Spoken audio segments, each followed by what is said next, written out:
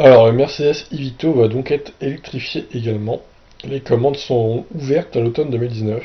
Donc, le fourgon compact électrique de Mercedes-Benz connaîtra ses premières livraisons en France au dernier trimestre. L'e-Vito est disponible en fourgon VU et monospace VP Tourer au programme 120 chevaux et 180 km d'autonomie.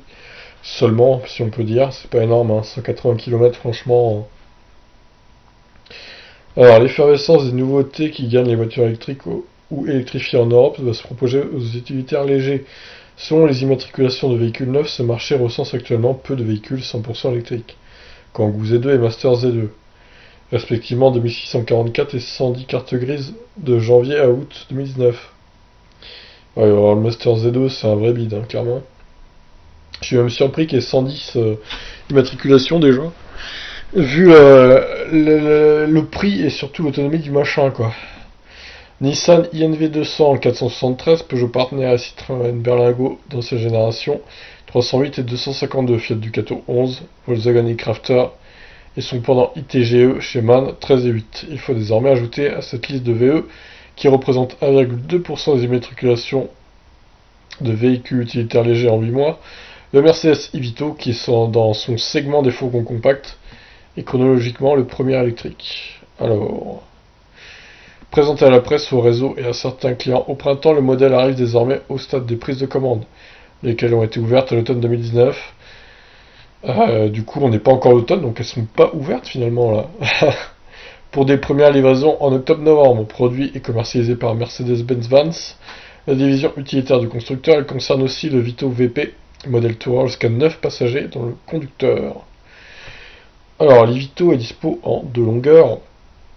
Pour la version fourgon, dans les deux cas, la charge utile est proche de la tonne, un PTAC de 3 tonnes 2. Le volume de la soute affiche de 6 à 6,6 m3 et la finition est l'entrée de gamme base. Alors, l'e-Vito long, 45 000 euros. L'e-Vito extra long, il fait 5,37 m, donc 23 cm de plus. Il est 45 710 euros, donc 700 euros de plus, c'est pas extrêmement plus du coup. Pour le coup, vaut mieux peut-être opter pour le long, enfin pour le extra long. Ne jouons pas sur les mots. De son côté, l'e-Vito Tourer en finition pro, lui, ressort à 49 750 euros long et 50 460 en extra long. Des tarifs hors taxes annoncés, bien sûr, hors déduction possible.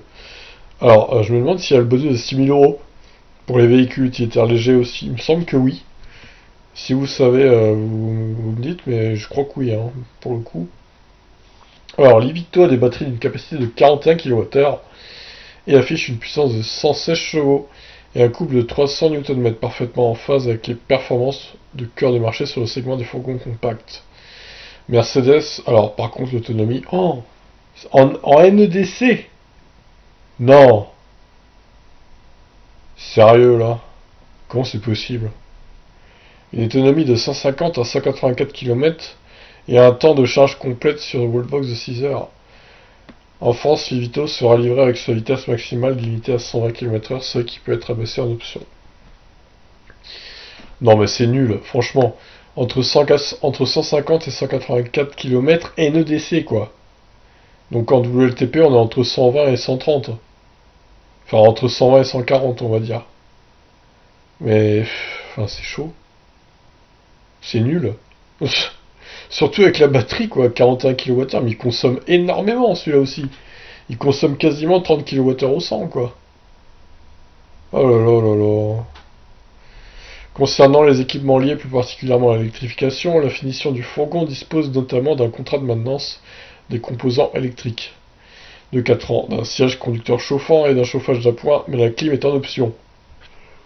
D'accord. Voyons un peu ce tableau de bord. Oh, ça fait cheap un peu quand même. Hein. Bah là, regardez, il a 50% de batterie, il reste 68 km. Ouais, donc c'est ça, on est à peine à 140 quoi. Oh là là là là. Ah bah il y a la conso. 44 kWh au 100. Pardon. Ah oui. Ah mais c'est magnifique, j'ai pas de mots, j'ai pas de mots. C'est grandiose. Quelle belle conso, digne de Noni e-tron. Ah là c'est terrifiant. La marque annonce 3 programmes de conduite commandés depuis la console centrale, correspondant à une efficience optimisée. Ah oui, maximum de confort et de puissance ou autonomie maximale. Dans ce dernier cas, les performances sont réduites à 95 chevaux. Ah oui, quand même, 95 chevaux seulement. En outre, et de manière plus interactive, le conducteur peut, par l'intermédiaire des palettes derrière le volant, choisir le mode de récupération d'énergie. Ah, ils ont mis les palettes, c'est bien. Sauter parmi 4 proposés. A noter qu'il y figure un mode roue libre qui n'engendre aucune récupération. Au contraire d'un mode maximal, du coup, ouais, ok.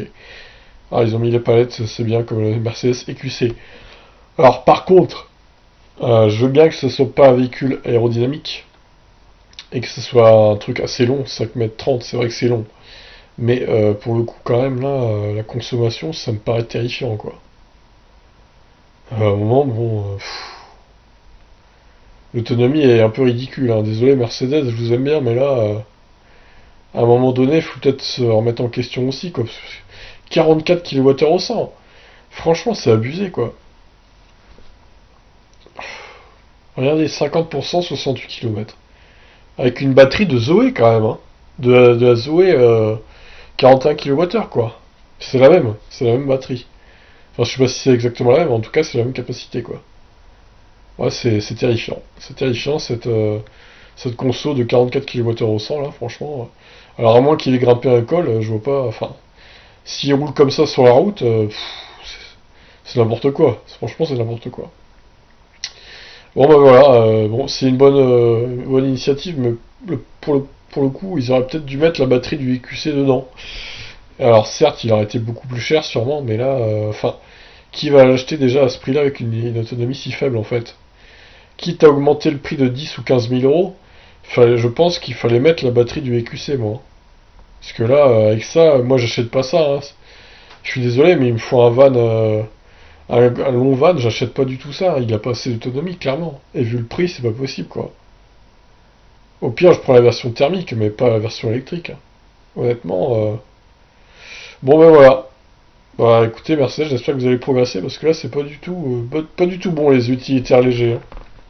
Bon, sur ce, je vous laisse, n'hésitez pas à réagir. Ciao.